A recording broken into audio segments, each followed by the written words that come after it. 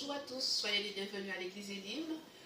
Bienvenue dans la maison du Seigneur pour chanter ses louanges, lui donner la première place parce que nous savons que tout appartient à Dieu. Nous sommes reconnaissants pour ses bontés à notre égard.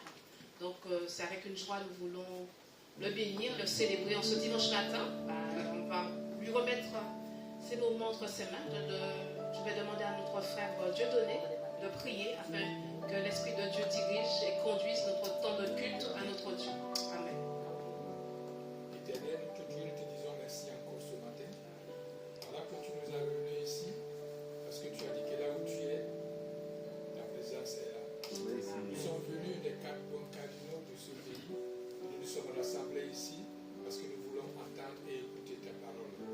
Mais que cette parole que nous allons écouter ce matin, qui est esprit et vie, apporte la révolution dans nos cœurs et dans nos vies. Père, aide-nous dans tout ce dont nous avons à faire aujourd'hui et toutes les semaines. Nous te remettons cette journée entre tes mains. Nous sommes disposés à écouter ta parole aujourd'hui. Ouvre notre intelligence et notre savoir pour que nous puissions comprendre la parole et cette nourriture que tu nous as réservée ce matin. Au nom puissant de Jésus, nous avons ainsi prié. Amen. Amen. Amen. Nous allons célébrer, chanter notre Seigneur avec notre frère Sanju. Soyez bénis. Merci Gladys. Bienvenue à tous. Je suis content que vous soyez là, en présentiel, qui est à distance, à Évi. On va louer notre Seigneur. Je vous invite tous à vous lever. Amen. Alléluia. Bénis Dieu, ô mon âme. Bénis Dieu, ô mon âme. Ô mon âme. En gloire à son saint nom.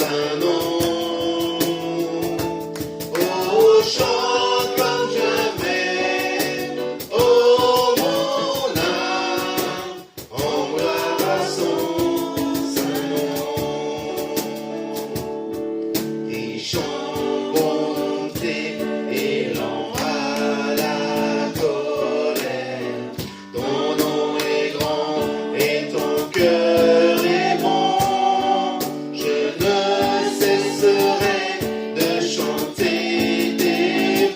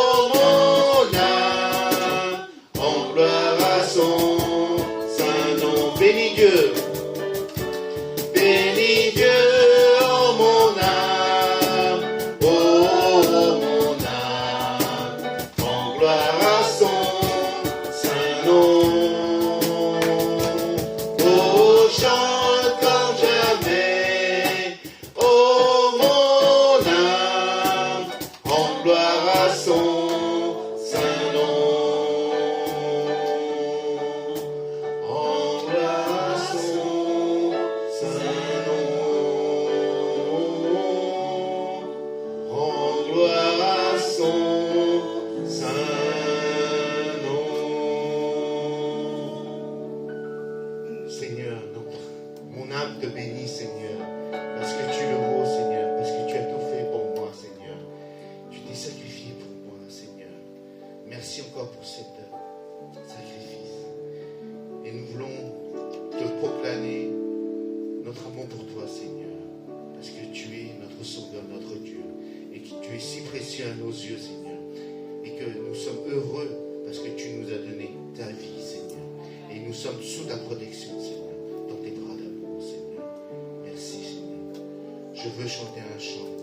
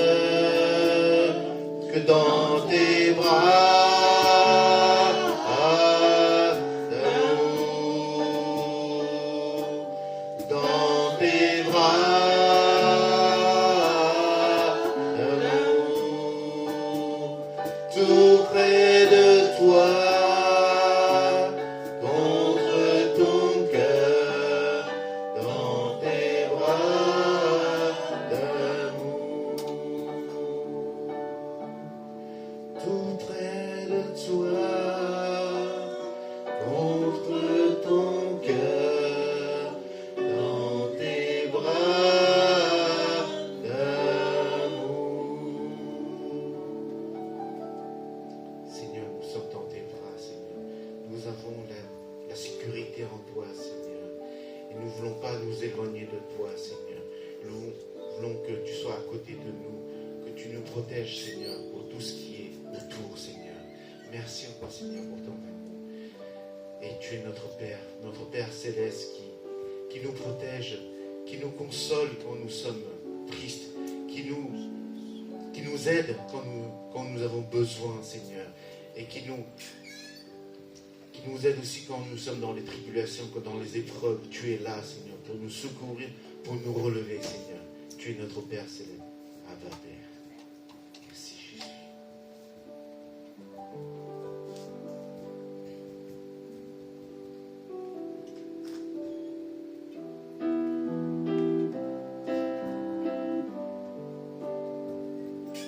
Bien avant le chant qui créa l'univers,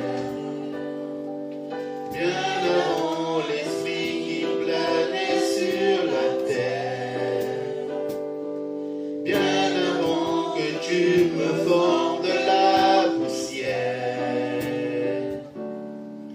tu rêvais du jour où tu pourrais m'aimer. Bien avant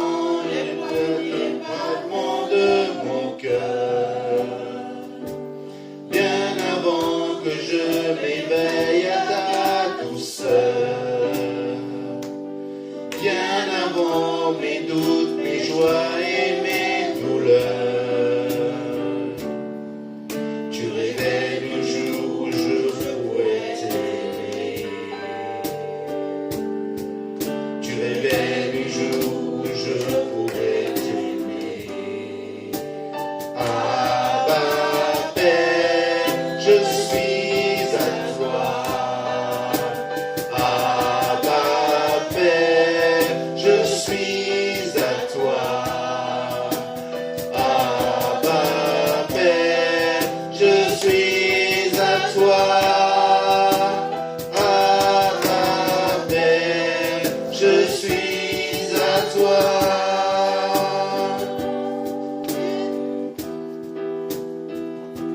Bien avant que Jésus marche sur la terre, bien avant le Fils qui montre le Père, bien avant que les cieux soient ouverts, tu rêvais le jour où tu pourrais m'aimer.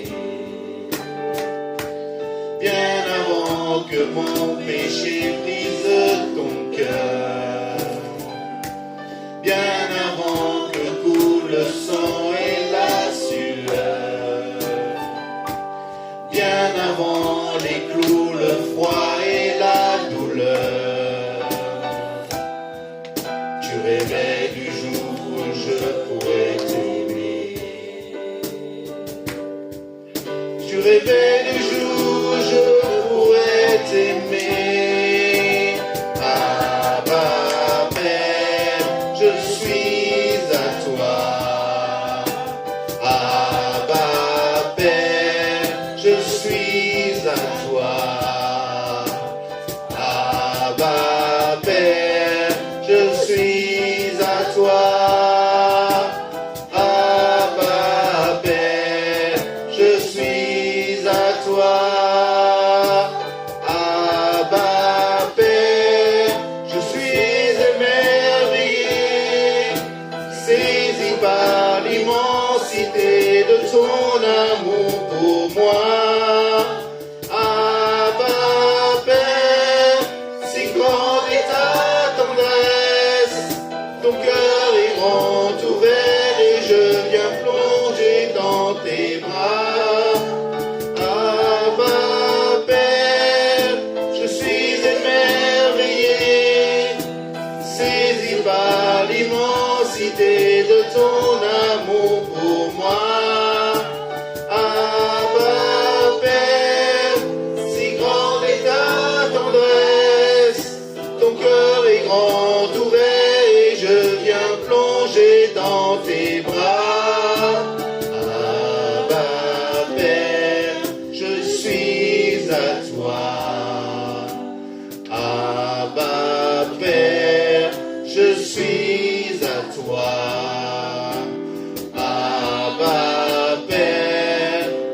suis à toi, Abba Père, je suis à toi. Abba Père, je suis à toi. Nous t'apportons, Seigneur. Alléluia. Merci encore, Seigneur, pour toutes tes promesses. Merci aussi d'être notre Père Céleste, de prendre soin de chacun de tes enfants. Merci, Abba Père. Merci, Jésus. Amen. Nous avons loué notre Seigneur par l'adoration des chants. Maintenant, c'est le monde louer notre Seigneur par l'adoration des offrandes. En tant qu'enfant de Dieu, Jésus nous a appris à donner de notre temps, de nos biens, et que son royaume puisse croître, et que cette bonne nouvelle, l'évangile, qui a mis dans chacun de nos cœurs, soit proclamé dans le monde entier. J'invite la personne à l'accueil de passer dans les rangs, si vous avez quelque chose à donner pour le royaume de Dieu, et nous allons rechanter juste le refrain, le premier chant. Bénis Dieu, oui, bénis Dieu mon âme.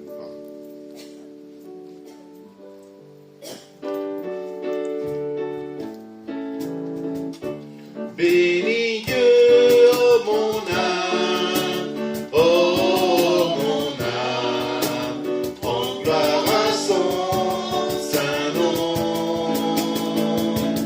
Oh, chante comme jamais, oh mon âme, en gloire à son saint nom. Bénis Dieu, bénis Dieu.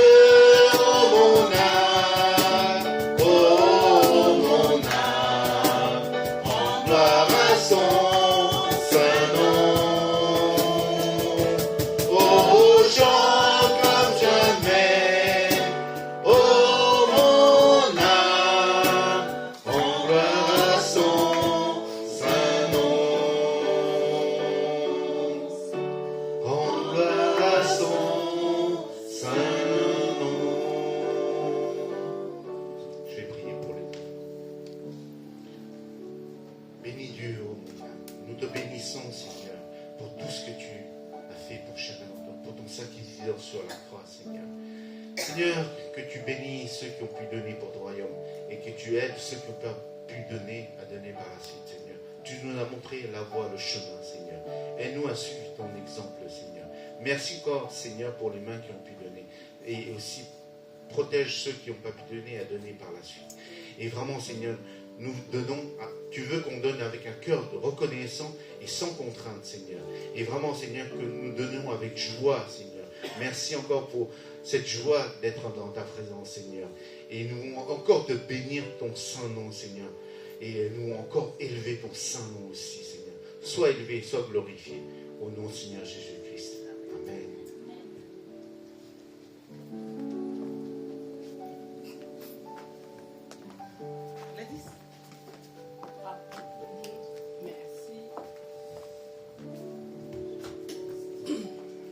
Bonjour à tous, soyez encore les bienvenus à l'église Elim. Je suis contente de revoir les enfants parmi nous. Avant que vous puissiez rejoindre la sœur Adèle, vous pouvez venir devant, on va prier avec vous. Les grands, les moyens, Wéline Milan.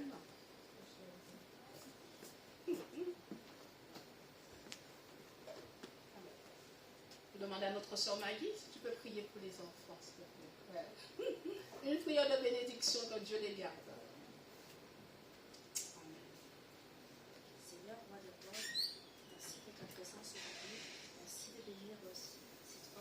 Seigneur, que tu puisses les fortifier, les remplir de ta bénédiction, Seigneur, que tu puisses aussi garder leur âme, faire grandir le Saint-Esprit qui est en eux, Seigneur. Merci pour tout ce que tu fais pour eux, de les guider dans toute la vie. Amen. Amen. Voilà. Soyez bénis, les enfants. Rejoignez la sœur Adèle. Une grâce pour notre église aussi de vous accueillir. Nous avons quelques annonces. Merci Gabriel.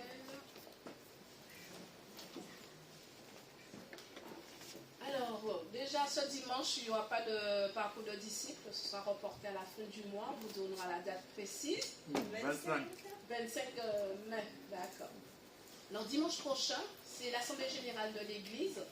Donc, comme vous le savez, c'est une fois par an, l'Église organise l'Assemblée Générale afin de faire un retour des différents points administratifs concernant l'Église. Donc, vous êtes chaleureusement invités. Si, je pense que tout le monde a dû donner sa procuration ou pas. Si vous n'avez pas donné de procuration, vous me voyez. Ou si vous êtes présent, bien sûr, ce n'est pas la peine de donner une procuration. Alors, fait essentiel, à l'issue de l'Assemblée Générale, il y aura un repas à Gap. Donc, on va célébrer un peu ce temps aussi administratif. Et surtout partager un moment avec Pasteur John et Pasteur Rebecca qui seront présents dimanche prochain. Et aussi pour célébrer la reconnaissance de notre sœur Cathy, qui sera reconnue pasteur samedi prochain. Oui, samedi prochain. Samedi prochain à Évry, lors de l'Assemblée Générale de l'UAPM, fédération à laquelle nous appartenons. Donc c'est à ce moment-là que notre sœur Cathy sera reconnue comme pasteur.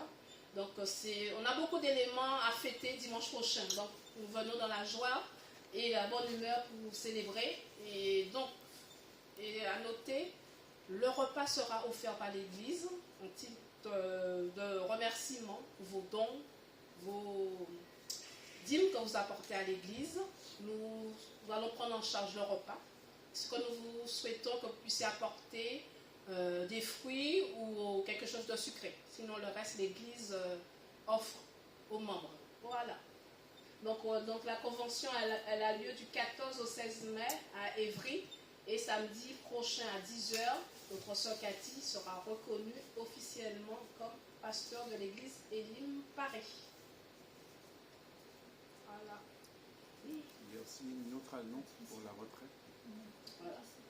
Alors pour la retraite, elle aura lieu, la retraite spirituelle, elle aura lieu le week-end du 26 au 28 juin. Donc vous pouvez vous inscrire pour ceux et celles qui ne se sont pas encore inscrits auprès de Cathy, Nathalie ou moi-même. Donc après le culte, j'ai des formulaires pour pouvoir remplir. Voilà. Donc c'est vraiment un temps spirituel, mais aussi un temps de détente où nous pourrons visiter un parc animalier ou une pisciculture. Et bien sûr, c'est la campagne, c'est la détente. Je pense aussi nos frères et sœurs de l'église Merveille d'amour. Messager d'amour. Messager d'amour. Sera présent. Qui vont venir nous rejoindre aussi. Voilà, donc c'est un moment vraiment de communion fraternelle. On dit que Elim, c'est une famille, c'est l'oasis. Donc on va tous réunis dans cette petite oasis de passer un moment spirituel et aussi de détendre 3 jours. Alors vous pouvez soit venir un jour, samedi, c'est le plus long. Sinon pour d'autres, le vendredi soir. Et le culte va être aussi sur place. On n'a pas de culte ici, ce jour-là. Donc, vraiment, j'invite tout le monde, de venir, parce que c'est un moment qu'on puisse apprendre à se connaître et de passer des moments fraternels ensemble et de continuer à encourager les uns les autres. Le thème sera, quelque chose qui touche aussi intérieur, nos vies intérieures, surtout que Dieu est notre Père. Voilà. Donc, pour une identité d'enfant de Dieu, pour la guérison et tout ça, sera vraiment très doux et aussi très encourageant. Donc, j'encourage des jeunes, tout le monde, des enfants, des familles de venir. Et nouveauté, il y a une bague. Parce que la sœur même a procuré une bague. Pour qu'on puisse, pour faire ramer sur le petit fleuve avec une île au milieu dans son jardin qui a 10 000 mètres carrés. Il y a une petite fleuve aussi qui passe tout au long. Donc elle fait beaucoup d'efforts pendant tous les jours-ci. Elle est en train de retaper sa maison, installer les toilettes, des sanitaires, des chambres. Donc vraiment, moi je trouve que c'est c'est très appréciable. On fait le maximum de vous accueillir. Et donc, venez, vraiment passer un bon moment. Et on peut faire du sport dans son terrain, le badminton, le foot, le frisbee et encore un tas de choses. Alors, et on peut chanter, louer le Seigneur avec des jeunes, comme dans une famille. Donc, on peut même visiter ce place, un animalier à 2 pas, 5 minutes, 10 minutes de walk et une pisciculture. Et bien sûr que Patricia puisse vous faire la guide sur place, voilà, vous expliquer comment faire le poisson. On peut pêcher aussi là-bas si vous voulez. Donc, j'encourage vraiment tout le monde de venir et ça va être vraiment pas cher. Ça va être parce que c'est vraiment à la disposition de tout le monde. S'il y a des problèmes, vous allez parler à l'église aussi. Donc, les enfants, les adultes. Voilà. Je souhaite de voir tous les enfants parce qu'on peut être sous tente. Il y aura 3 tentes. Voilà. Et il y a des chambres intérieures aussi. Voilà. C'est tout, Gabriel?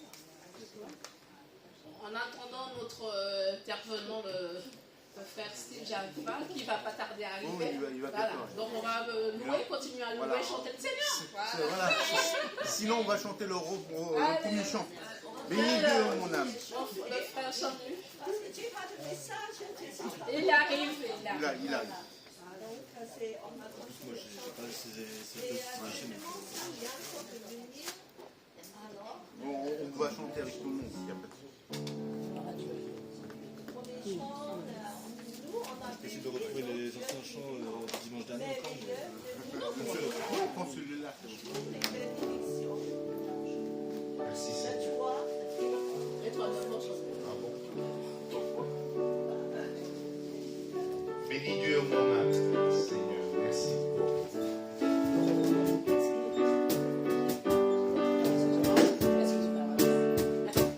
Bénis Dieu, oh mon âme, oh mon âme, en gloire à son saint nom. Oh, chante comme jamais, oh mon âme, en gloire à son saint nom. Bénis Dieu, oh mon âme, oh mon âme, en gloire à son saint nom. Oh, chante comme jamais, oh mon âme, en gloire à son saint nom. Merci, Seigneur.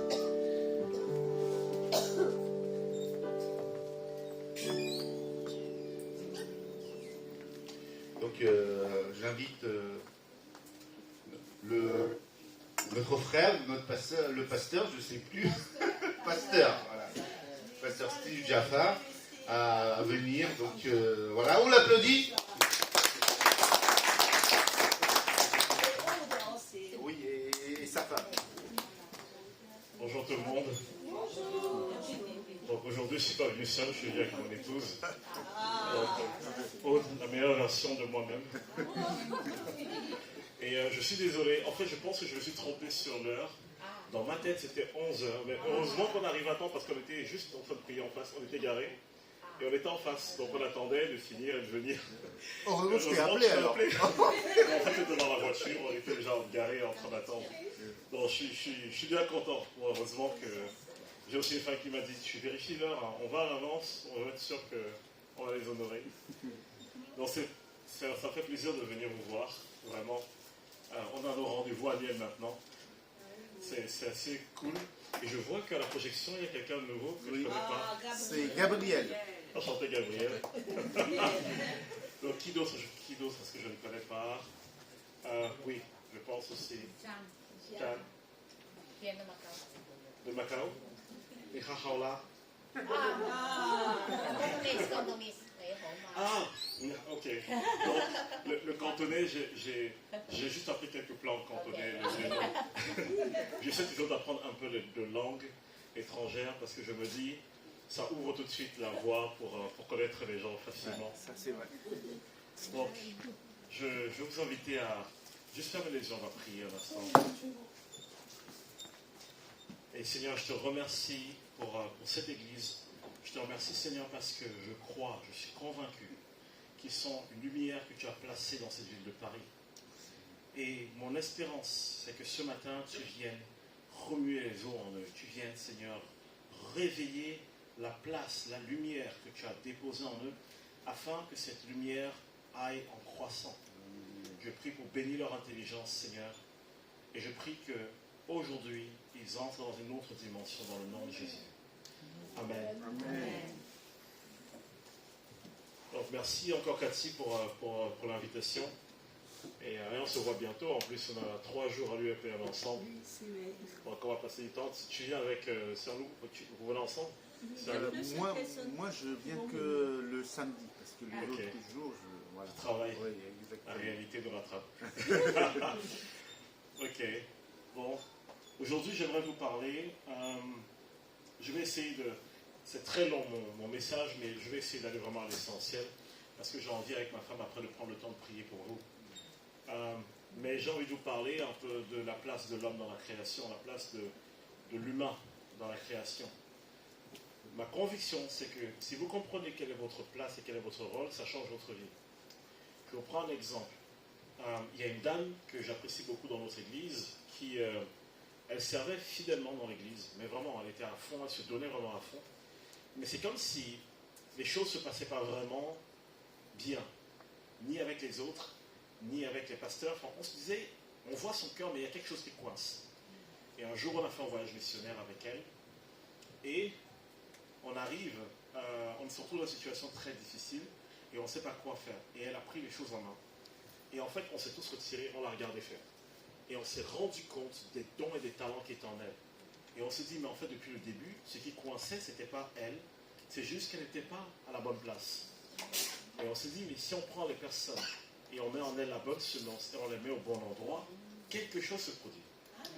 Et parfois, le problème est juste que chacun connaisse sa place, connaisse son rôle, sache ce que Dieu a planté en lui, et il y a une différence qui se fait.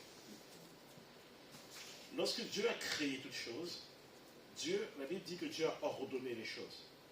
Il y avait le chaos et Dieu a mis de l'ordre dans sa parole. Il a parlé et les choses se sont ordonnées. Mais il y a un truc qui est super intéressant.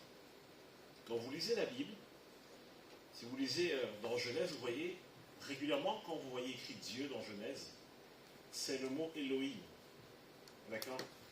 Maintenant, peut-être que je vous apprends un truc, peut-être pas, mais vous devez savoir que Elohim n'est pas un nom propre de Dieu. Parce que quand Dieu dit par exemple, n'adorez pas de faux dieux, il dit n'adorez pas de faux Elohim. Donc le nom Elohim, c'est juste un terme pour parler de divinité ou d'autorité spirituelle dans les cieux. Ce n'est pas le terme qui parle de Dieu. Par contre, quand vous voyez Elion, quand vous voyez El, quand vous voyez Yahweh, vous savez que c'est Dieu, lui. C'est le lui dont on parle là. Donc souvent dans Genèse, quand on dit au commencement Dieu créa le ciel et la terre, on dit au commencement Elohim créa le ciel et la terre. Et c'est du pluriel. Donc on voit que c'est pluriel. On pourrait l'interpréter par Père, Fils, Saint-Esprit. D'accord? Mais on peut aussi l'interpréter par quelque chose de beaucoup plus large. Mais la partie qui m'intéresse, c'est que Dieu a créé, il a fait toute la création, du début jusqu'à la fin, et le 6e jour, il crée l'homme. Et il crée l'homme et il le place dans le jardin. Maintenant, je vais vous dire une chose. Est-ce que vous savez que dans la Bible, il est écrit que quand Dieu a créé l'homme, toute la création a éclaté en cris de joie. Vous vous rendez compte? Dieu a un conseil divin dans le ciel. Il a ce qu'on appelle les fils de Dieu, les chérubins, les anges. Il y a tout ça dans le ciel. Il y a les créatures célestes. Dieu a créé toutes ces choses. Ensuite, Dieu a créé la terre. Dieu a créé tous les animaux. Il a tout créé. Et à la fin, la dernière chose que Dieu crée, c'est l'homme. La Bible dit que quand Dieu a créé chaque chose, c'était bon. Quand Dieu crée l'homme, c'est très bon. Lorsque l'homme est créé, la Bible dit que toute la création éclate en cris de joie. Et moi, je me suis dit, mais Seigneur, c'est assez amusant quand même. Pourquoi est-ce que tous ont éclaté en cris de joie, tous les êtres célestes? Qu'est-ce qui s'est passé? C'est comme s'ils attendaient quelqu'un. Vous voyez, si on vous dit par exemple, ok, il y a, je ne sais pas, une fumée toxique dans les rues de Paris, vous ne bougez pas tant qu'on ne vienne pas vous chercher. Quand vous allez voir un secouriste arriver, tout le monde, subitement, on est joyeux, on dit ça y est, on ne nous a pas oubliés, on est venu nous chercher. Dieu a créé toutes choses, mais dès qu'il crée Adam, c'est comme s'il y a des applaudissements dans le ciel. Extraordinaire, génial, c'est super ce que tu as fait. Et je me dis, mais c'est étonnant comment Dieu a placé l'homme au centre du dessein qu'il avait pour la création. Maintenant, si on demande, pourquoi est-ce que Dieu a créé Adam? On pourrait dire, Dieu a créé Adam pour être aimé, pour avoir une famille. Ça se tient, ça peut être une réponse qui se tient. On peut dire aussi que Dieu a créé Adam pour gouverner, pour régner. Ça aussi, ça se tient totalement. Mais on peut aller encore plus loin. Lorsque Dieu a créé toutes choses, Dieu a soumis toutes choses à un ordre et à une autorité. Je vous donne un petit schéma pour que vous voyez un peu où je vais. C'est très théologique et technique, mais ne vous inquiétez pas. On va quelque part où vous allez vraiment comprendre et ça va vous plaire. Je vais prendre l'exemple de Daniel. Si vous lisez en Daniel 9, il y a un épisode dans Daniel 9 qui est assez intéressant. Daniel est en captivité avec Israël dans le royaume de Perse. Ils sont tenus captifs. Daniel prie et il demande le conseil de Dieu. Et avant que Daniel ne finisse de prier, l'ange Gabriel est venu et a répondu à la prière. Ensuite, dans Daniel 10, au chapitre 10, Daniel va voir le Seigneur et il prie à nouveau. Mais cette fois-ci, rien ne se passe sur le moment. Et Daniel va jeûner pendant 21 jours. Et au bout de 21 jours, l'ange Gabriel vient et l'ange Gabriel lui dit, en fait, Daniel, Dieu t'a répondu le jour où tu as eu à cœur de comprendre. Donc, dès le premier jour, Dieu avait répondu. Il dit, sauf que j'ai eu un obstacle en chemin. Je n'ai pas pu venir à la vitesse à laquelle je voulais venir. Et ce qui est intéressant, c'est ceci. Il dit, le roi de Perse, ou le chef, c'est plutôt le mot chef, il dit, le chef des Perses m'en a empêché. Pendant longtemps, je ne comprenais pas. Je me suis dit, mais attends, c'est un ange. Pourquoi est-ce que un roi quelconque l'empêcherait d'entrer? Déjà, comment il va empêcher qu'il entre? Par quelle autorité? Si un ange va apparaître ici, il n'a pas besoin de demander la permission à l'ambassade, il n'a pas besoin de visa ou de passeport pour entrer. Mais pourquoi Gabriel ne pouvait pas entrer? Et la réponse est dans un mot. Le mot chef des Perses, c'est le mot Sar. D'accord? Le mot Sar dans la Bible est régulièrement utilisé pour parler, pas d'un roi terrestre, mais d'un roi céleste. Parce que dans le même verset, Gabriel dit, je n'ai pas pu entrer parce que le Sar des Perses m'en a empêché. Du coup, j'ai fait appel à Michel. Donc Michel est venu combattre pour lui. Et il dit, et pendant qu'il combattait, je me suis tenu à côté des rois de Perse. Et cette fois-ci, c'est des Melki de Perse. Le mot Melki, c'est un roi terrestre. Le mot Sar, régulièrement, c'est un roi céleste. Ça veut dire que la Perse avait une entité spirituelle qui avait été attitrée pour gouverner dessus. Gabriel, même s'il était envoyé par Dieu, il ne pouvait pas rentrer et sortir comme il voulait. Parce que le monde spirituel fonctionne comme le monde naturel. Il y a des droits, des devoirs, des territoires. Voilà pourquoi Gabriel a galéré à entrer. Et Gabriel est allé chercher Michel. Je me suis dit, mais pourquoi il a cherché Michel? Et parfois, lorsqu'on nous raconte, on se dit, c'est parce que Michel, c'est le chef des armées célestes. C'est parce que Michel, c'est le combattant. Bibliquement, c'est pas sûr. Il y a quelques des éléments de la Bible qui nous disent que c'est peut-être ça.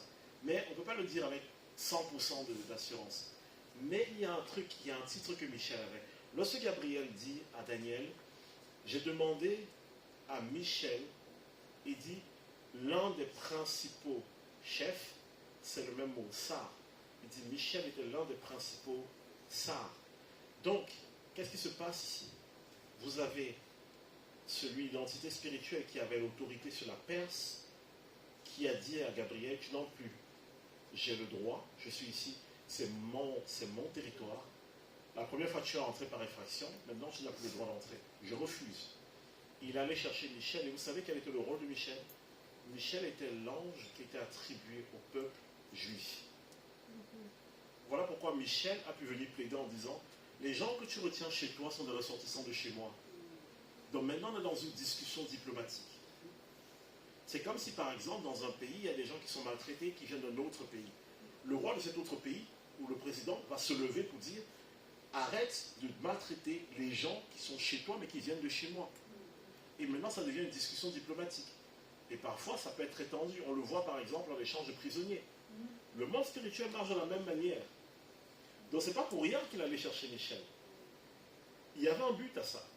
Il n'a pas pris n'importe qui. Il a pris celui qui avait le droit légitime de dire, Israël sont ceux qui ont été mis sous ma responsabilité, donc je veux maintenant qu'on discute parce que soit tu les sors, soit j'ai besoin d'avoir accès à eux. Et ce sont mes ressortissants, j'ai le droit. Vous comprenez pourquoi même Gabriel, dans toute sa splendeur, sa puissance, sa place dans les cieux, il doit respecter un protocole dans les cieux. Il y a plusieurs histoires comme ça dans la Bible, mais je ne vais pas aller dans toutes. Mais j'ai pris ça juste pour vous expliquer comment les choses sont bien ordonnées dans les cieux. Vous comprenez aussi pourquoi Dieu ne vient pas faire ce qu'il veut sur la terre. Ce n'est pas que Dieu n'est pas tout puissant, c'est que Dieu est respectueux de ce que lui-même met en place. La Bible dit que Dieu veille à sa parole pour l'accomplir. Donc si Dieu a déjà fait une promesse, il ne peut pas revenir dessus. Si Dieu a établi des règles et des lois spirituelles, il ne va pas juste se lever un matin et dire « ça m'arrange pas, je balaye tout ». Ça remettra en question qui il est lui-même et ça le ferait menteur. Dieu ne peut pas mentir. Mais on a une bonne nouvelle, c'est que Dieu respecte aussi le protocole de justice dans les cieux. Allons dans le psaume 82. Il y a un truc qui est super impressionnant. Je n'avais jamais compris ce psaume. Et quand je l'ai compris, je me suis dit, mais Seigneur, c'est extraordinaire. Psaume 82, psaume d'Azaph. Dieu se tient dans l'assemblée de Dieu. Il juge au milieu des dieux. Dieu se tient dans l'assemblée de Dieu. C'est écrit ici, elle se tient dans l'assemblée des Elohim et siège au milieu des Elohim. Je vous ai dit elle, son nom propre. Elion. Elion, le Très-Haut, se tient dans l'assemblée des Elohim. Donc vous voyez que ici, c'est Dieu qui a une assemblée dans le ciel. Et l'homme de l'assemblée s'apprête à parler. Il juge au milieu des dieux. Jusqu'à quand jugerez-vous avec iniquité et aurez-vous égard à la personne des méchants? Rendez justice aux faibles et à l'orphelin. Faites droit aux malheureux et aux pauvres. Sauvez le misérable et l'indigent. Délivrez-les de la main des méchants. Ils n'ont ni savoir, ni intelligence. Ils marchent dans les ténèbres. Tous les fondements de la terre sont ébranlés. J'avais dit, vous êtes des Elohim, vous êtes des fils du Très-Haut. Cependant, vous mourrez comme des hommes, vous tomberez comme un prince quelconque. Pourquoi il dit vous mourrez comme des hommes si c'est des hommes qui parlent? Beaucoup de personnes qui lisent ce texte pensent qu'il est en train de parler à des rois terrestres. Non, il parle à des Elohim, des entités spirituelles que lui-même a placées, des anges, des dominations. On dit ici, vous êtes des fils du Très-Haut. Dans l'Ancien Testament, le terme fils du Très-Haut parle en fait de ceux qui étaient dans le conseil de Dieu. Il est en train de dire, je vous ai créé, je vous ai mis dans mon conseil, et je vous ai donné des nations pour gouverner. Vous étiez supposés les protéger, prendre soin d'eux. Cependant, je me rends compte que vous qui êtes des entités spirituelles, qui devez apporter la justice, vous n'êtes pas en train de faire justice aux pauvres et à l'orphelin. Vous laissez qu'on les maltraite. Et Dieu est énervé contre des autorités spirituelles qu'il a mis en place, contre des anges, contre les dominations des autorités. Dieu n'est pas content. Maintenant, regardez le verset 7. Cependant, vous mourrez comme des hommes, vous tomberez comme des princes quelconques. Dieu est en train de les juger. Dieu est en train de regarder des anges. Si ces anges ne jouent pas leur rôle, Dieu porte un jugement sur eux. Il leur dit, ok, je vous ai donné un rôle, vous avez choisi de faire à votre tête, on s'arrête là. Maintenant, fin de mandat. C'est ça notre bonne nouvelle. Dieu ne peut pas rester insensible. Il ne peut pas juste venir dire, je reprends le droit comme je veux. Donc Dieu exerce des jugements pour dire, tu es débile tes fonctions, je place quelqu'un d'autre. Le verset 8 est extraordinaire. Lève-toi, ô Dieu, juge la terre, car toutes les nations t'appartiennent. Donc, elle, Elion, se tient dans l'assemblée, et à la fin, Elion est en train de dire à quelqu'un d'autre qu'il appelle Dieu, lève-toi et juge. Ça veut dire que jusqu'au psaume 82, c'était les princes dans les cieux qui jugeaient. Et à un moment donné, Dieu en a eu marre, et Dieu a dit, ok, vous êtes en train de faire n'importe quoi. Je vais maintenant demander à Dieu de juger. Et là, on se rend compte que Dieu est en train de parler de Dieu. Qui est ce Dieu qui doit se lever maintenant et juger? Et je suis sûr que vous avez compris où on va. En fait, il est en train de demander à Jésus maintenant d'entrer en scène. Il lui dit, à partir de maintenant, prépare-toi à descendre. Parce que ceux-là sont en train de faire, ce n'est pas normal. Je ne veux plus que ce soit eux qui dirigent. Et ça, c'est fort. Parce que maintenant, on sait que là, il y a une préparation de Jésus qui va se lever pour faire les choses lui-même. Si je vais plus loin, dans le livre d'Hébreux, lorsqu'on parle de Jésus, on dit que Jésus, pendant un temps, a été abaissé. Le livre de Hébreux. Jésus a été abaissé pendant peu de temps. Même dans les psaumes, on le dit. Ça veut dire qu'il s'est dépouillé de sa nature divine, il est venu comme un homme. Donc, il s'est abaissé même un peu sous les anges. Donc, Jésus, il a dit, je suis elle, je suis Dieu, je suis Elion. Vous le voyez dans Psaume 91, hein, celui qui demeure à l'abri du Très-Haut repose à l'ombre du Tout-Puissant. Le Très-Haut, je sais qu'on pense que c'est le Père, le Très-Haut c'est le Fils, le Tout-Puissant c'est le Père. Donc on dit celui qui demeure à l'abri de Jésus repose à l'ombre du Père. Donc vous comprenez que quand vous êtes sous les ailes, dans la Bible maintenant vous allez le voir, quand vous voyez Très-Haut quelque part, sachez que souvent c'est une allusion au Fils, au rang du Fils. Il est très haut. Pourquoi je dis ça? Dans Hébreu, on dit il a été abaissé pendant peu de temps, il a obéi, il s'est sacrifié. Et c'est pour ça que Dieu lui a donné le nom qui est au-dessus de tous les noms. Et plus loin dans Hébreu, on dit il a le trône qui est au-dessus de tous les trônes. Il est celui qui est au-dessus de tout. Et en fait, le livre d'Hébreu, les 4 premiers chapitres, parlent juste de comment Jésus est au-dessus de tout. C'est pour ça que je dis c'est le très haut. En fait, il n'y a rien qui peut être au-dessus de lui. Et au final, la seule autorité qui peut être face à face avec Jésus, c'est le Père. Jusqu'ici, j'espère que je ne vous ai pas perdu. Donc, moi, je suis passionné par voir comment les choses se passent dans le ciel. Parce que je me dis, on prie que ta volonté soit faite sur la terre comme au ciel. Si je ne comprends pas comment la volonté de Dieu marche dans le ciel, j'aurai du mal à le manifester sur la terre. J'aurai des peurs, des craintes, des inquiétudes que je n'ai pas à avoir. Donc, je sais maintenant que Jésus est le Très-Haut, celui qui est au-dessus de toute domination, toute autorité, toute gloire. Maintenant, si on va dans Éphésiens, il y a un truc qui est intéressant. Éphésiens nous dit ce qui se passe dans les lieux célestes. Éphésiens dit, en lui, nous avons été bénis de toute bénédiction spirituelle dans les lieux célestes. D'accord? Mais Éphésiens dit aussi, il est assis où? Dans les lieux célestes. Éphésiens dit, nous sommes assis avec lui où? Dans les lieux célestes. En fait, on parle même de domination. On dit, il a livré en spectacle les autorités de domination en Corinthiens. Et en fait, on est en train de parler des autorités de domination, des gloires qui sont où? Dans les lieux célestes. Si vous lisez Éphésiens 5 fois, ou peut-être un peu plus, il y a mention des lieux célestes et on nous explique ce qu'il y a là-bas. Et on comprend que les lieux célestes, c'est là où toutes les entités spirituelles et dominations, les fils de Dieu, sont positionnés pour régner. C'est leur lieu en fait. Et on dit le trône de Jésus est au-dessus de tout leur trône. Et la Bible dit, vous êtes assis avec Christ dans les lieux célestes. Je ne sais pas si vous vous rendez compte de ce que ça signifie. Ça signifie que nous étions perdus. Lorsqu'on a péché, on était perdus. On a perdu notre place. Rappelez-vous, quand on a été créé, toute la création a applaudi parce que la création s'est dit, c'est le chef-d'œuvre qui a été fait. Parce que la création savait pourquoi on a été créé. La création le savait.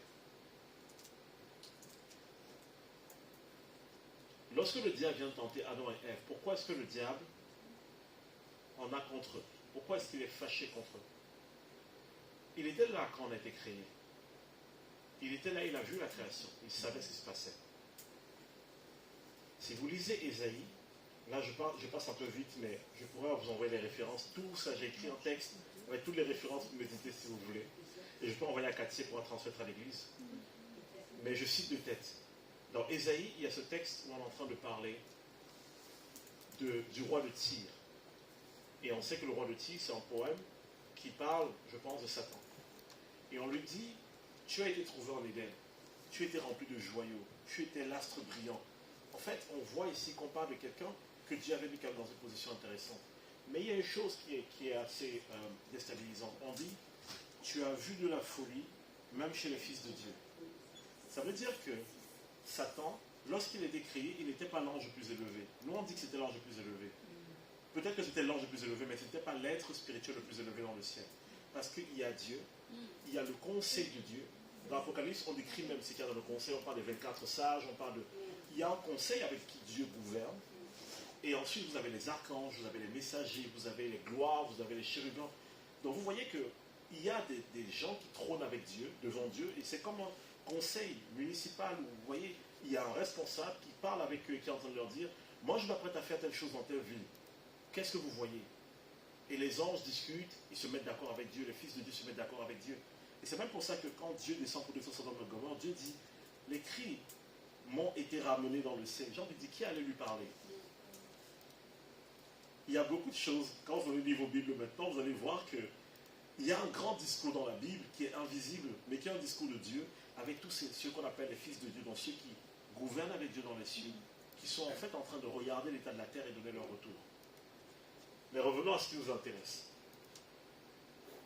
Lorsque Lucifer, celui qu'on appelle Lucifer, lorsqu'il se tient là, la Bible dit, tu as vu de la folie même chez les fils de Dieu. Ça veut dire que Lucifer avait une telle sagesse que même ceux qui étaient au-dessus de lui hiérarchiquement, il arrivait à voir leurs failles. Et maintenant, quelque chose commence à l'énerver. La Bible dit l'iniquité était trouvée en toi. Dieu n'a pas créé l'iniquité. Le cœur, son cœur de comparaison s'est tellement corrompu que l'iniquité s'est manifestée chez lui. L'iniquité, c'est quelque chose de bon qui a été tordu et perverti. Je vais vous prendre plein de définitions bibliques. La colère, on dit souvent que c'est pas une bonne chose, mais Dieu se met en colère. Si la colère c'était le mal, ça veut dire que Dieu pratique le mal? Non. Si vous prenez la colère et vous la mettez dans sa juste mesure, elle produit des œuvres pour Dieu. Si vous la prenez, vous la mettez dans une mauvaise mesure, elle produit des œuvres des ténèbres. Donc vous voyez que vous pouvez avoir en vous des choses que Dieu a conçues, mais vous les pervertissez par vos voies intérieures. Et c'est ce qui s'est passé chez lui. Et là, il fait une déclaration. Il dit, je m'élèverai au-dessus des étoiles du ciel. Les étoiles du ciel dans la Bible, c'est aussi une métaphore pour parler de ce que Dieu met en place pour gouverner. Vous le voyez dans l'Apocalypse. Quand Jésus dit, je suis celui qui tient les 7 étoiles dans sa main. En fait, quand il parle de 7 étoiles, ce n'est pas les étoiles qu'on voit dans... C'est une façon de dire, ce sont des trônes des autorités. Et c'est aussi pour ça dans l'Ancien Testament, Dieu dit, je vous interdis d'adorer les étoiles. Parce qu'adorer les étoiles, c'est adorer les créations et non pas le Créateur. C'est pas juste, on regarde Mars, Neptune, Platon, je ne sais pas, beaucoup de planètes. C'est pas que ça. C'était vraiment une métaphore pour parler des êtres spirituels élevés. Donc, Lucifer en colère, et il dit, ok, je vais m'élever au-dessus d'eux. Je ne vois pas pourquoi je suis en dessus de ces gens qui sont fous. Je vais m'élever au-dessus d'eux. Je vais aller m'asseoir sur le trône qui est au septentrion, et je serai semblable au Très-Haut. En fait, le problème de Lucifer, c'était ça. Il ne voulait pas prendre la place de Dieu. Si vous lisez attentivement, il n'a jamais voulu prendre la place de Dieu. On me dit qu'il voulait prendre sa place. Non. Il voulait être au-dessus des autres dieux qui gouvernaient, des autres rois dans le ciel. Mais en fait, il convoitait quelque chose. Il voulait être semblable au Très-Haut. Lucifer, c'est un enfant qui a un esprit d'orphelin. Je veux être comme mon père. Lorsqu'il a vu Adam et Ève qui ont été faits à l'image et à la ressemblance de Dieu, c'était très douloureux pour lui. Parce qu'ils sont exactement ce que lui a toujours voulu être. Vous comprenez maintenant pourquoi, naturellement, entre l'homme et le diable, il ne peut pas y avoir d'amitié. Lui, son désir, c'est « je veux être semblable à Dieu ». Et à côté, Dieu est en train de créer Adam et Ève, fait à son image, à sa ressemblance. Et quand il est venu pour les détruire, qu'est-ce qu'il a fait? Il est venu les attaquer sur le fait d'être semblable à Dieu. Lui, il aspirait tellement à ça, et il n'avait pas accès. Et il est venu voir l'homme et convaincre l'homme qu'il n'est pas assez bien et qu'il faut qu'il fasse quelque chose pour entrer dans cette mesure. Quand il dit, vous connaîtrez le bien et le mal et vous serez comme Dieu, qu'est-ce qu'il veut? Son but, c'est de pousser Adam et Ève, non pas à être conformes à l'image de Dieu, mais à devenir eux-mêmes une forme de Dieu. Il leur a menti. En les mentant, ils se sont dit, ah bon, il nous manque quelque chose, et ils sont tombés dans le piège. Et vous savez ce qui est intéressant? Il n'a jamais changé de stratégie. Jamais. Il vient voir Jésus pendant la période où Jésus est en train de jeûner. Qu'est-ce qu'il dit à Jésus? Oh, si tu es le Fils de Dieu, transforme cette pierre en pain. je peux avoir un peu d'eau, s'il vous plaît? Oui. Donc, vous voyez, il y a un défi. Il vient chercher Jésus dans son identité. Derrière la tentation de la pierre et du pain, il y a la question de si tu es le Fils de Dieu. Si tu es le Fils de Dieu. Si tu es le Fils de Dieu. Chaque fois. Et en fait, c'est ce qu'il fait avec nous. Il vient nous voir et il dit, si tu es le Fils de Dieu, tu ne devrais plus avoir de pensée impure. Il sait que nous sommes en construction avec Dieu. Mais il vient et il essaie de challenger cette identité, nous amener à croire que c'est parce que je vais produire des œuvres parfaites que je vais être accepté par Dieu. En fait, il essaie de déformer le schéma même de ce que Dieu veut. Merci. Le schéma de Dieu, ce n'est pas de dire, si tu fais assez bien, tu seras comme moi. Le schéma de Dieu, c'est de dire, je vais faire que tu deviennes comme moi pour que tu sois capable de faire ce qui est bien. C'est dans l'autre sens. Vous comprenez maintenant toute l'importance du Saint-Esprit? Je ne peux pas être comme Dieu juste par mon intelligence. Mais si Dieu dépose en moi son esprit me dirige et en marchant par l'esprit, je commence à accomplir les mêmes choses que Dieu, les mêmes choses que Jésus. Le schéma du diable, c'est de dire, dépends de ton intelligence, appuie-toi sur ta propre intelligence. Le schéma de Dieu, c'est de dire, appuie-toi sur mon intelligence et ma sagesse, et tu vas manifester les œuvres du royaume. Le combat du chrétien, c'est pas être parfait. Le combat du chrétien, c'est tendre l'oreille vers ce qui est parfait. Si je ne connais pas le Saint-Esprit, si je ne connais pas Dieu, qu'est-ce qui va se passer pour moi? Ce qui va se passer, c'est que je vais essayer de me fabriquer un système qui semble être très élitiste, très élevé, très beau. Et je vais dire aux gens, vous voyez, c'est le royaume de Dieu. J'ai quelques amis pasteurs avec qui, des fois, on a des discussions et je leur dis, vous savez, quand vous prêchez l'évangile, prêchez la parole de Dieu, prêchez pas vos façons de voir les choses. Parce que quand vous prêchez votre façon de voir les choses, c'est votre royaume que vous construisez. Et vous donnez l'impression aux gens que si les gens ne voient pas les choses comme vous, ils sont hors du plan de Dieu. Ce qui n'est pas vrai. Prêchez l'évangile. Parce que si vous amenez ces gens à connaître le Saint-Esprit, à marcher par l'Esprit, vous n'aurez pas besoin de leur courir après.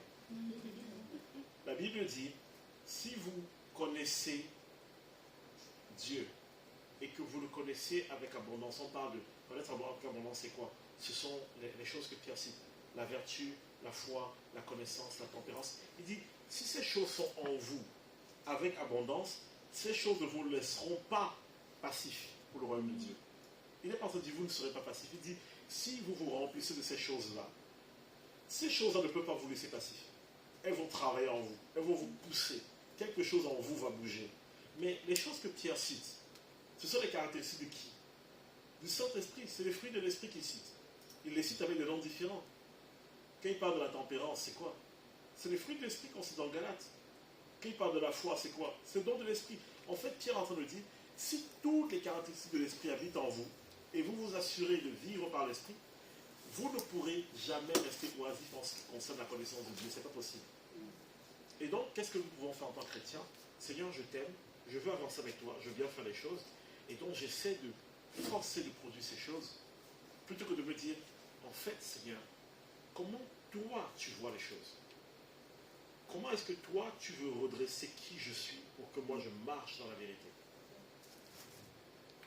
Et ça, c'est un vrai combat. Quand on demande de lutter contre la chair, comment on lutte contre la chair? Beaucoup d'entre nous pensent qu'on lutte contre la chair en chassant la chair. Tu ne peux pas chasser la chair. Tu as fait de chair. Tu ne peux pas chasser la chair. Tu peux chasser les démons, tu ne peux pas chasser la chair. Mais Paul nous donne un truc très simple. Il nous demande de faire quoi? de marcher selon les réalités d'en haut et nous n'accomplirons pas le désir de la chair. Paul est en train de dire, tu veux chasser la chair, commence à aligner ta marche avec le Saint-Esprit. Si tu le fais, ça va pousser la chair en dehors de toi. Chasser la chair, ce n'est donc pas quelque chose. C'est pas, on peut prier, oui, mais ce n'est pas que ça. Nous ne sommes pas des auditeurs oublieux, nous ne sommes pas des gens qui viennent s'asseoir à l'église et ok, j'ai coché ma case ce dimanche, je suis venu à l'église. Nous ne sommes pas juste des gens qui faisons des activités spirituelles. Je suis venu à la prière cette semaine, j'ai fait l'étude biblique, c'est bien, c'est très bien. Ma question c'est, comment va ton cœur? Si tu fais toutes ces choses, mais que tu laisses l'ennemi venir continuer à te tenter, dans le sens de, est-ce que tu es vraiment le Fils de Dieu? Est-ce que tu es sûr que tu as vraiment l'autorité? Tu te prends pour qui pour aller évangéliser? Parce que tu penses que les gens vont t'écouter? Ta vie n'est pas en ordre et tu as envie d'amener les gens à Jésus? Vous voyez comment il est? Il est méchant. Hein? Mais c'est ce qu'il va essayer de faire. Il va essayer de ramener le rôle de Dieu à vous. Et quand il réussit, du coup, on a la flemme, on a peur, parce qu'on commence à se regarder, on se dit, mais qui suis-je? Dieu avait menacé Samuel, lui a dit, écoute-moi très bien. Je ne veux plus jamais que tu dises que tu es un enfant. Je ne veux plus jamais entendre ça. Je t'ai choisi, je t'ai appelé depuis le ventre de ta mère. Donc je ne veux plus jamais que tu dises ça. C'est la chair de Samuel qui parlait. Dieu lui a dit, non, c'est pas comme ça que je raisonne. Il y avait des sacrificateurs. Samuel vivait au milieu des sacrificateurs. Dieu cherchait quelqu'un, c'est Samuel qui l'a trouvé. Et Dieu s'est dit, si tout ce que je trouve c'est un enfant de 5 ans, je vais prendre un enfant de 5 ans. Donc la question de Dieu, ce n'est pas de se dire qui est équipé, qui est... Dieu dit, qui est capable d'accepter de marcher en suivant ma voie? Qui est capable d'accepter d'obéir à ce que je vais lui dire?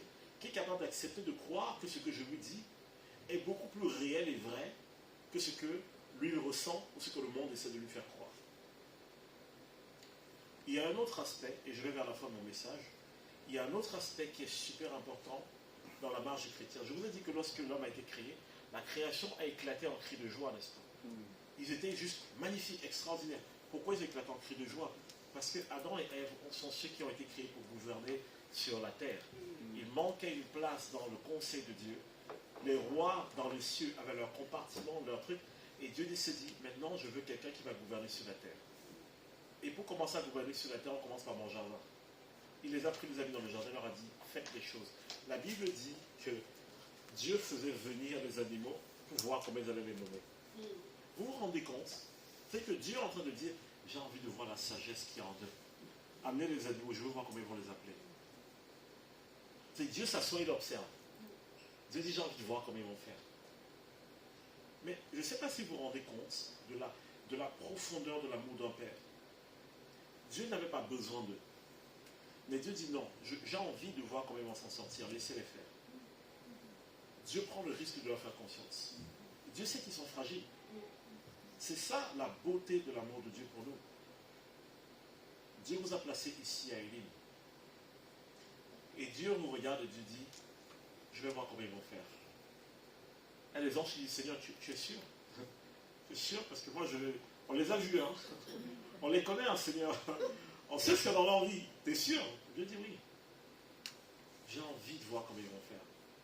J'aimerais tellement voir comment ils vont s'en sortir. Je vous prends la Bible pour expliquer ça. Parce que pour moi, il ne faut jamais qu'un enseignement soit basé sur l'interprétation d'un homme, mais toujours sur la parole. J'espère que je vais trouver rapidement le verset. Mais vous savez, il est écrit dans la Bible que Jésus a livré en spectacle les autorités et les dominations. Colossiens 1. On dit qu'il les a livrés en spectacle. Vous savez pourquoi on dit qu'il les a livrés en spectacle? Est-ce que quelqu'un a une idée de ce que ça signifie? Parce que ce truc-là est plus extraordinaire que ce qu'on imagine. En fait, livrer quelqu'un en spectacle, chez les Romains, l'image que Paul prend, c'est une image romaine. Chez les Romains, lorsqu'on arrivait à conquérir un territoire, on prenait les princes, les rois et les puissants, on les enchaînait et on se baladait dans la ville avec eux. C'était ça, les livrer publiquement en spectacle. Quand Jésus est allé à la croix, il a vaincu. nous dire, en fait, Jésus n'a pas juste fait une petite victoire et il s'est dit, bon, c'est plié. Jésus a fait une victoire, il a lié toutes ses autorités, il les a prises. Et Jésus a paradé avec eux pour dire, j'aimerais maintenant que tout le monde voit pourquoi tout pouvoir et toute autorité m'est donné dans le ciel et sur la terre. Tout pouvoir m'a été donné dans le ciel et sur la terre. Toute autorité, pas forcément, mais tout pouvoir. L'autorité, Jésus le partage. Le pouvoir lui appartient, la domination lui appartient, mais l'autorité peut la partager. C'est d'ailleurs pour ça qu'on a le Saint-Esprit. Parce que le Saint-Esprit nous confère une partie de l'autorité de Dieu pour exercer sur la terre. Mais quand Jésus a livré quand Jésus est mort à la croix, il a paradé avec eux. Il a dit, regardez, j'ai vaincu. Et j'aimerais que tout le monde le voie et que tout le monde comprenne. Et qu'on arrête de vivre comme si on est, je ne sais pas, des moins que rien, là où Dieu est en train de dire, tu es beaucoup plus que ce que tu penses. Maintenant, Dieu crée Adam. Et il met Adam dans le jardin. Et il apprend Adam à gouverner. Et ce que je trouve, je vais essayer de retrouver le verset, je suis perdu dans mes notes, mais je vais vous le citer de tête. Ce que je trouve fort, c'est qu'il met Adam, et Adam se met à gouverner, nommer la création, ainsi de suite. Donc on sait que ça c'était le rôle de l'homme à la base. Le diable vient et il fait chuter Adam. Jésus vient et Jésus va vaincre à la croix. Il va payer le prix qu'il faut pour racheter l'humanité qui avait été perdue. Et maintenant Jésus dit, ok, maintenant si quelqu'un est en moi, et si moi je demeure en lui, ce qu'il demande sur la terre sera accordé où? Dans le ciel. Ça veut dire que ta voix à partir de maintenant est entendue là-haut. Quand tu pries ici, dans le conseil divin, ils sont assis, ils écoutent. Et pendant que tu pries, ils disent, ok, il a demandé ça, on se met en travail. Toi tu penses que c'est juste pas. Ok, qu'est-ce qu'on fait? Quels sont les moyens qu'on a? Qui est-ce qu'on envoie? En fait, on ne se rend pas compte, mais c'est le schéma de ce qui se passe dans le ciel. Et regardez régulièrement Paul, il dit, ce que vous demandez sur la terre, c'est qu'on se mette en accord sur la terre. Et on entend dire, vous êtes maintenant dans une posture où, quand vous êtes sur la terre en train de prier et d'intercéder, il y a des gens dans les cieux qui écoutent. Le verset que je cherchais, que j'arrive à retrouver, dit, Dieu a prévu que les dominations et les autorités connaissent son infinie sagesse par l'Église. Par l'Église.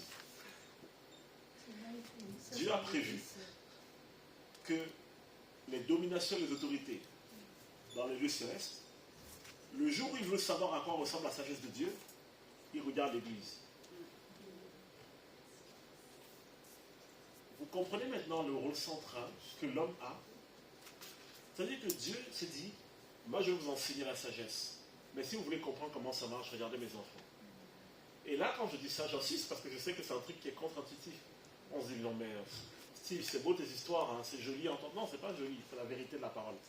C'est écrit dans la Bible. Et je me dis, mais attends, Seigneur, t'es sûr? Tu es en train de dire que quand tu veux enseigner aux cieux comment ta sagesse fonctionne, tu leur dis, regardez-les faire. Mais tu as vu comment on est fragile, Seigneur? Tu as vu comment on est nul des fois? Tu as vu où on en est? Et Dieu dit, si, je prends le risque de déposer cette gloire dans des vases d'argile. Les amis, l'ennemi va vouloir vous intimider. L'ennemi va vouloir que vous n'alliez pas évangéliser, que vous ne preniez pas les risques pour monter des entreprises, que vous le fassiez parce que vous devez faire sur la terre. Parce qu'il va toujours vouloir vous rapetir à vous, en oubliant que, en fait, la place que vous avez n'est pas une place que vous avez méritée, c'est une place que Dieu a prévue de toute éternité et il s'est dit, je vais créer une place où je sais que c'est eux qui sont les acteurs principaux de mon film. Et les gens vont devoir aller s'asseoir au cinéma, regarder le film pour comprendre comment moi je fonctionne. Mais moi je trouve ça juste extraordinaire, mais en même temps je trouve ça terrifiant. Je comprends maintenant pourquoi les anges ne peuvent pas faire ce qu'ils veulent sur la terre. Je comprends maintenant pourquoi les démons ne peuvent pas faire ce qu'ils veulent sur la terre. Les démons ont besoin de posséder des gens pour faire quelque chose. Parce que d'eux-mêmes, ils ne peuvent pas. Ils n'ont pas le pouvoir. Aucun démon ne peut venir de lui-même se manifester et dire « je fais ça ». Il ne peut pas. Il a besoin d'entrer dans le cœur de quelqu'un. Parce que qui, en réalité, a l'autorité pour gouverner? C'est l'Église. Le diable a compris que le meilleur moyen de barrer la route à Dieu, c'est de corrompre l'Église. Mais maintenant, vous savez. Maintenant, vous avez compris que vous êtes l'arme ultime que Dieu a levée. Quand Dieu parle de ceux qui vont se lever contre son ennemi, il ne parle pas des anges, il parle de vous. Il dit, je leur fais confiance. je sais quel est l'esprit que j'ai mis en eux. Il dit, je leur ai donné le Saint-Esprit. Et tout à l'heure, j'imposerai les mains à ceux qui veulent recevoir le Saint-Esprit. Il dit, je leur ai donné le Saint-Esprit. Pourquoi? La Bible dit en hébreu que Jésus est assis dans les lieux célestes en attendant que ses ennemis deviennent son marchepied. Il est assis et il attend que ses ennemis deviennent son marchepied. Ça veut dire quoi, d'après vous? Ça veut dire qu'il s'est assis en disant, maintenant je sais que tout est joué. Je sais déjà qui va gagner. C'est nous qui avons peur. C'est nous qui avons peur. On est dans un vrai combat, les amis. C'est pas un jeu, c'est un vrai combat. Des vies sont en jeu. Même vos vies. Il y a des pasteurs qu'on a vus se lever, faire des choses extraordinaires, et ils sont morts très tôt. Vous croyez qu'ils sont morts très tôt, pourquoi? L'ennemi s'est dit, mais si je laisse ces gens-là aller au bout, je perds tout. Maintenant, je sais que ça peut être effrayant, mais n'ayez pas peur. Quand on est venu chercher les apôtres pour les exécuter, personne n'avait peur. Et ma conviction, c'est qu'ils n'avaient pas peur parce qu'eux, ils savaient ce que Dieu disait d'eux. Eux, ils savaient ce qui se passait. Eux, ils comprenaient, ils étaient en train de dire, tu peux faire ce que tu veux. Tu prendras ma vie. Il y aura 7 comme moi qui vont se lever. Parce que ce n'est pas une question de moi. Moi, je peux m'arrêter ici. Mais les révélations et le Saint-Esprit, la parole et l'Esprit vont continuer après moi. Et l'ennemi peut faire ce qu'il veut, mais ça va continuer. Quand Néron s'est levé et il a presque exterminé tous les chrétiens de la terre, on disait qu'il ne restait que 3% des chrétiens dans le monde entier. Est-ce que ça empêchait que la parole vivante de Dieu revienne? Non. Et l'ennemi veut donner l'impression que parce qu'il gouverne parfois sur la terre, ça signifie que c'est lui qui a le pouvoir de gouverner. Non. Il a peut-être pris les postes d'autorité, mais il y a une autorité à laquelle il ne peut jamais avoir accès. C'est celle des cieux. Et nous sommes ambassadeurs d'où? Des cieux. Donc quand moi je demande au Seigneur d'envoyer quelque chose, moi je ne négocie pas l'autorité terrestre. Moi je négocie plus haut. Et ça, c'est le rôle de chaque chrétien. Quand Dieu est venu aux réunions de prière, ce n'est pas juste pour le fun. Maintenant, comprenez ce qui se passe quand vous mettez ensemble pour prier. C'est pour ça que l'ennemi ne peut pas accepter l'esprit. Il ne peut pas. Il est en train de dire, mais quand les esprits, ils sont en train de négocier des choses qui me dépassent. Et je sais que ça va se retourner contre moi. Dieu, lorsqu'il a voulu faire toutes choses sur la terre, même s'il est tout puissant, même s'il est souverain, il a toujours cherché un homme. Toujours cherché un homme. Je vais prendre un passage dans la Bible, vous allez le voir. Et vous allez comprendre donc que ce passage s'adresse à vous. Ce passage est dans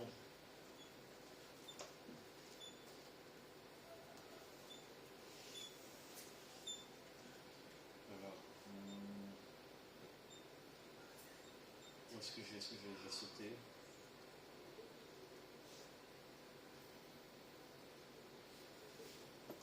Il est dans Ézéchiel 22, verset 30.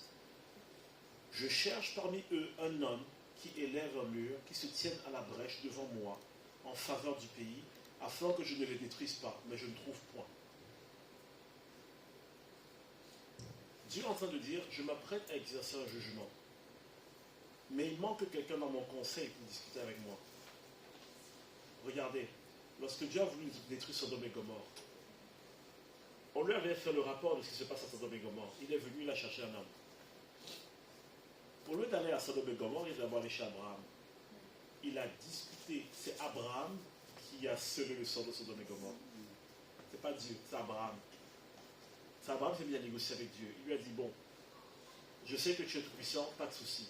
Mais, discutons un peu. 50, 40, 30, 20. Abraham était en train de négocier avec Dieu. Moïse a fait la même chose. Lorsque Israël s'est mis à adorer le veau d'or, Dieu a vu ça. Dieu a dit à Moïse, descends. Ils sont en train de faire n'importe quoi là-bas. Moïse arrive, il voit ça. Déjà, Moïse, il casse ses tablettes de la loi. Vous savez pourquoi il le fait? Parce que si Moïse lisait ce qui est écrit dessus, le jugement de Dieu tombait directement. Donc vous vous rendez compte que Moïse, il a pris le risque de se fâcher avec Dieu. Moi, je te confie mes écritures et ma parole, tu jettes. Mais je ne sais pas si vous vous rendez compte en fait du risque que Moïse a pris. Moïse a cassé les tablettes de la loi. Moïse, il a fait couler le sang pour punir Israël.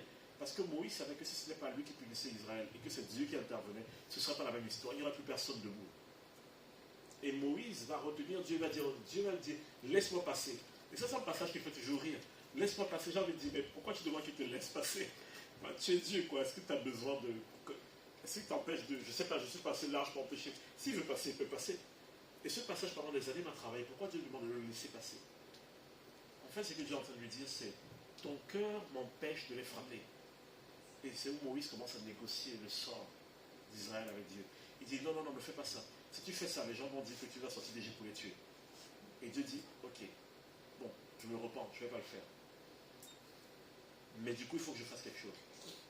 Moïse dit, ok, laisse-moi faire. Je préfère que ce soit moi qui le fasse. Vous savez, souvent quand un enfant fait une grosse bêtise et le papa veut intervenir, la maman fait, non, laisse-moi m'occuper de ça. Parce que vu la vitesse à laquelle tu arrives, je ne sais pas s'il y aura un enfant après. Tu vois. Et en fait, c'est ce qui se passe. Dieu cherche toujours des hommes pour négocier avec lui. Le prophète Osée, la même chose. Dieu s'apprête à détruire Juda. Osée arrive, il fait, non, il reste même plus grand monde. Si tu le détruis, en fait, il ne restera personne. Osée dit, repends-toi, s'il te plaît, fais pas ça. Et parce que Osée intervient, Dieu dit que je ne vais pas le faire. Vous comprenez maintenant le conseil divin? Dieu se balade sur la terre en permanence. Il est en train de dire, qui va se lever pour rejoindre la louange à Élie? Et il cherche, il dit, moi j'ai des louanges, moi j'ai de l'onction, j'ai toutes ces choses, je veux bénir Élie, mais je ne trouve pas quelqu'un qui va se lever. Et Dieu cherche, qui va se lever pour apprendre à être le futur pasteur? Qui va se lever pour accepter de mourir à lui-même, pour grandir dans l'accompagnement pastoral? Qui va se lever pour s'occuper des enfants? Et Dieu est en train de dire juste, j'ai ce qu'il faut, mais je cherche quelqu'un, je cherche quelqu'un. Dieu regarde Paris, il dit, qui va venir s'asseoir avec moi pour qu'on discute du sort de Paris?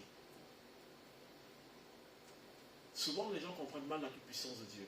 La toute-puissance de Dieu est contenue dans le fait que Dieu cherche toujours un vis-à-vis. Le passage que je vous ai cité, ce n'est pas qu'une fois dans la Bible. Un autre passage dit, qui se tiendra à la brèche? Qui parlera en leur faveur? Dieu cherche tout le temps. Dieu dit, moi je veux faire des choses.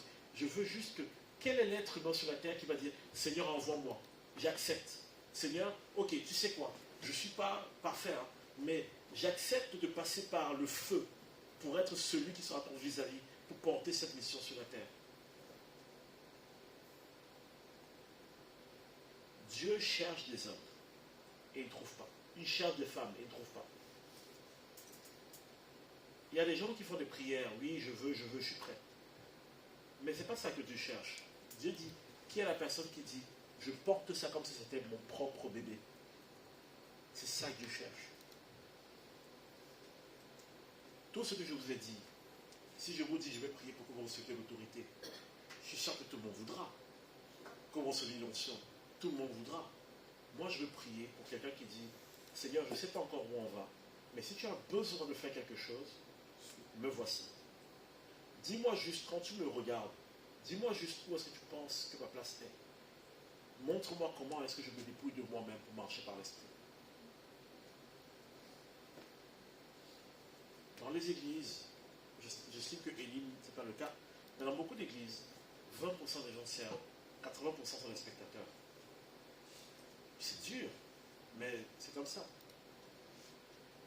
Pourquoi? Parce qu'il n'y a que 20% des gens qui disent, me voici Seigneur. Et parfois les 20%, ce n'est pas toujours les plus éduqués, ce n'est pas toujours les plus riches, ce n'est pas toujours les plus forts, ce n'est pas toujours les plus grands. C'est des gens qui y regardent, sont en train de dire, mais ça ne va pas là. Et Dieu dit, si tu veux, on peut faire ça ensemble. Ok.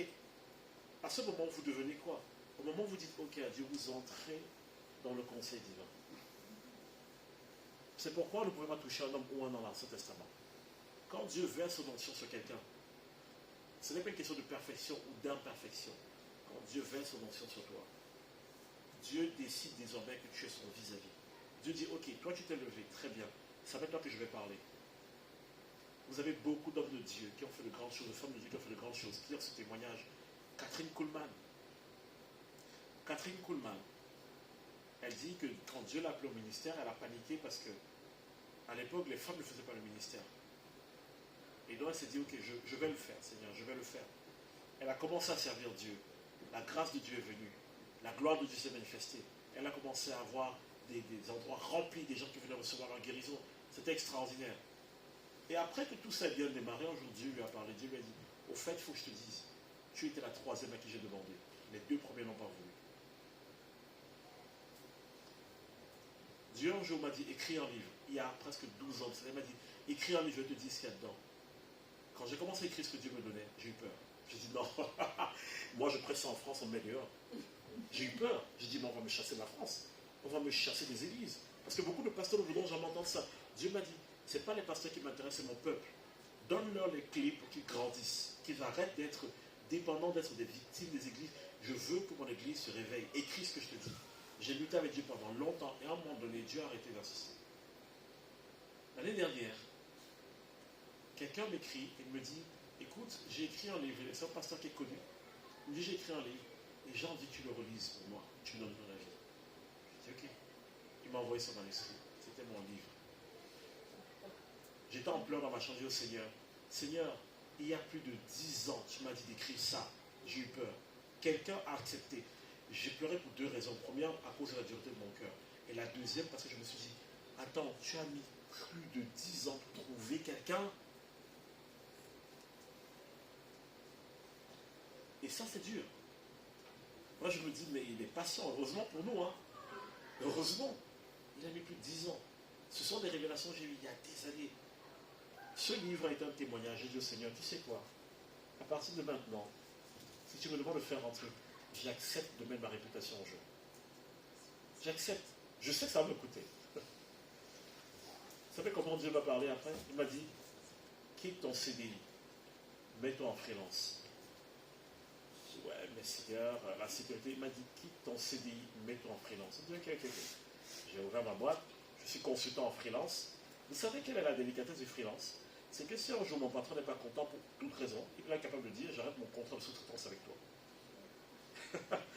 Donc je me dis que le jour où certains de mes chefs vont voir mes prédications sur Internet, je peux perdre des contrats. Mais, étrangement, je suis en paix. Parce que maintenant, je sais que j'obéis. Je sais que je suis là où je dois être. Et bizarrement, j'ai de la faveur que j'ai toujours cherché à avoir, c'est dit, j'ai jamais eu. Mais je sais dire, mais c'est bizarre quand même, c'est l'endroit qui me fait le plus me dire, si. Le Seigneur m'a parlé, il m'a dit, Steve, je cherche des pasteurs qui ne soient pas juste des pasteurs à temps plein dans l'église. Je cherche des pasteurs qui soient capables de regarder comment le monde fonctionne. Et ensuite de se tourner vers l'église et de leur dire, voici ce dont le monde a besoin. Il m'a dit, tu veux être là ou pas?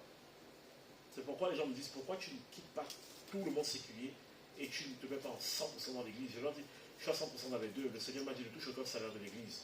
Je veux que tu restes dans le monde séculier, que tu comprennes comment la technologie marche. Parce que je veux que tu tires les églises et qu'elles avancent. Je sais que moi, je suis là où je dois être. Maintenant, voici ma question. Dieu cherche quelqu'un. Est-ce qu'il va vous trouver?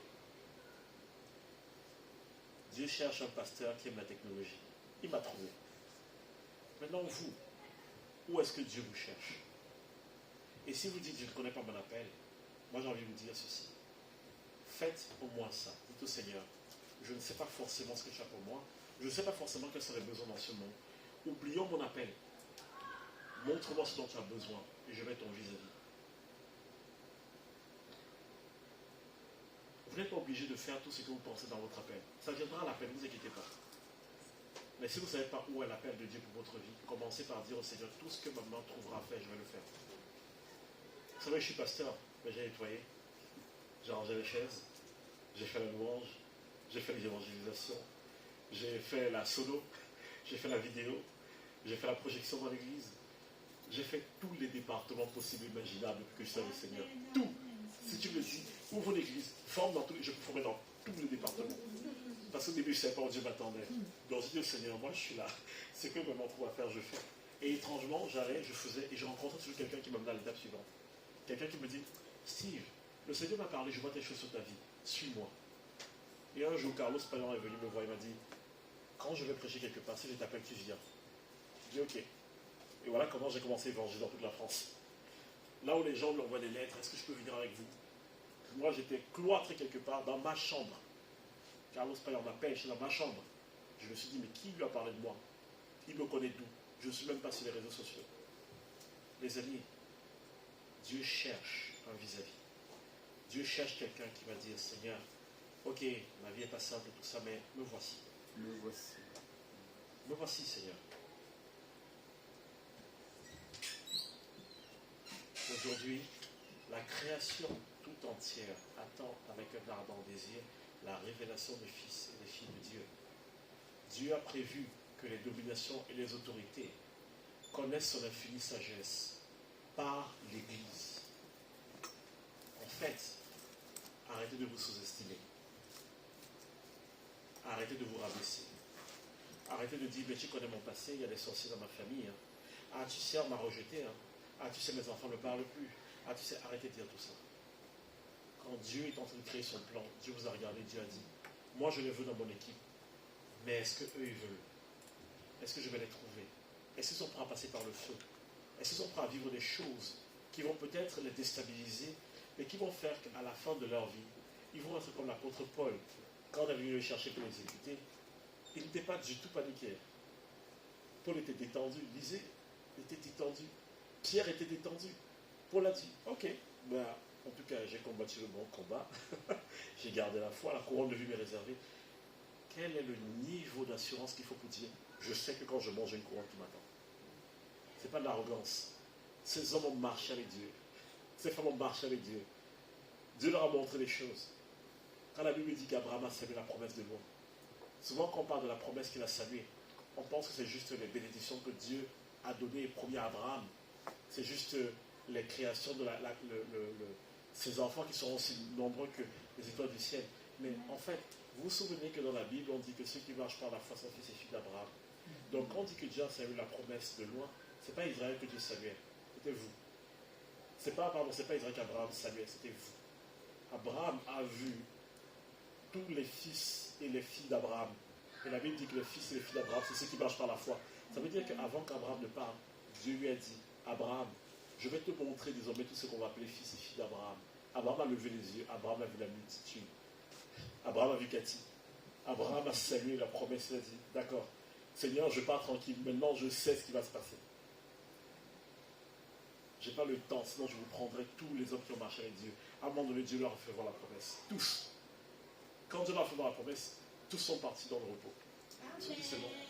C'est bon. Seigneur, c'est bon. Je comprends maintenant que même si j'ai galéré sur la terre à t'obéir, je vois la promesse.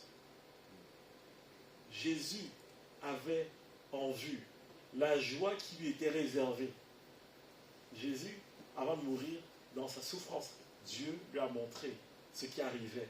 Et la Bible dit, c'est pour ça qu'il a accepté l'ignominie, qu'il a accepté de se soumettre. Jésus a vu quelque chose. Et quand Jésus a vu ça, Jésus a dit, ok, on y va, on serre les dents, on y va.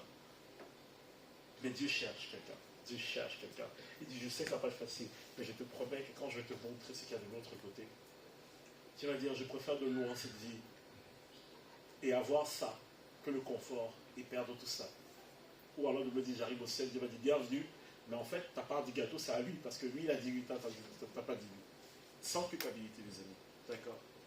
Tous les hommes de Dieu, toutes les femmes de Dieu, à un moment donné, dans leur vie, dans leur histoire, Dieu leur a montré la promesse. Et ils ont salué la promesse. Et ils sont partis en se disant, c'est génial.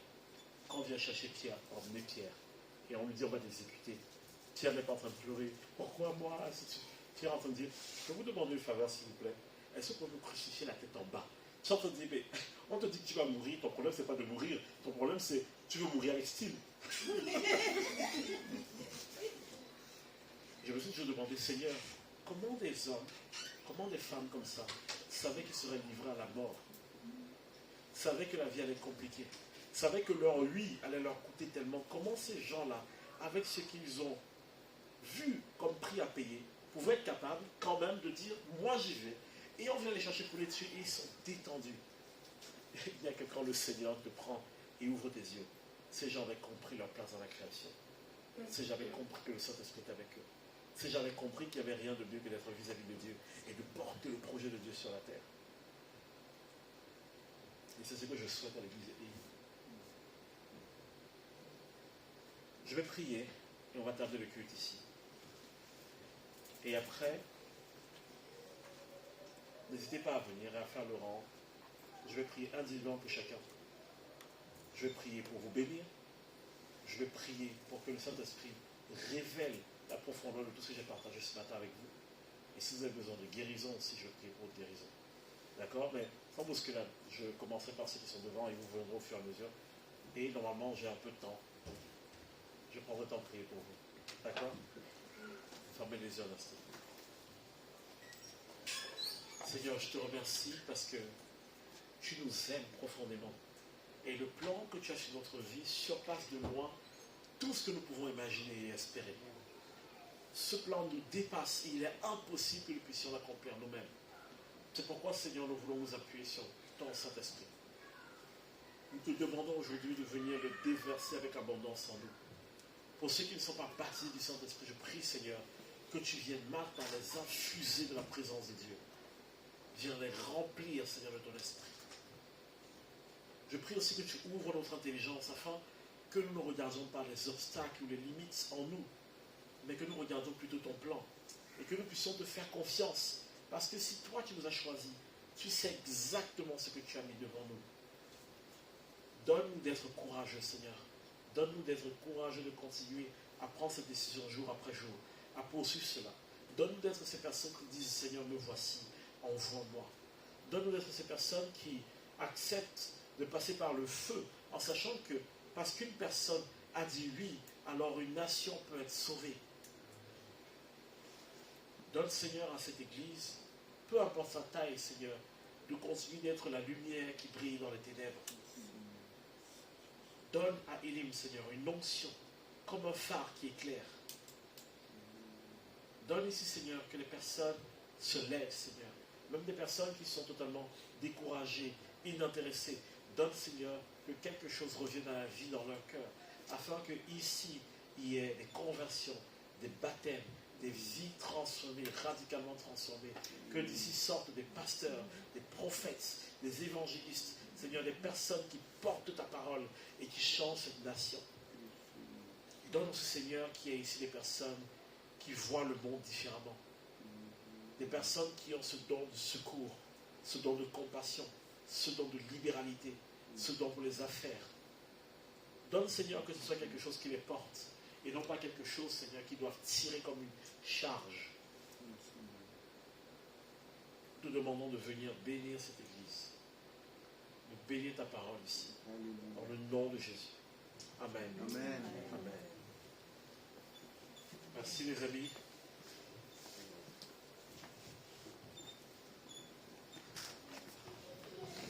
Merci, Pasteur Steve, pour le message. Soyez encouragés. Donc, on se retrouve dimanche prochain. Au revoir.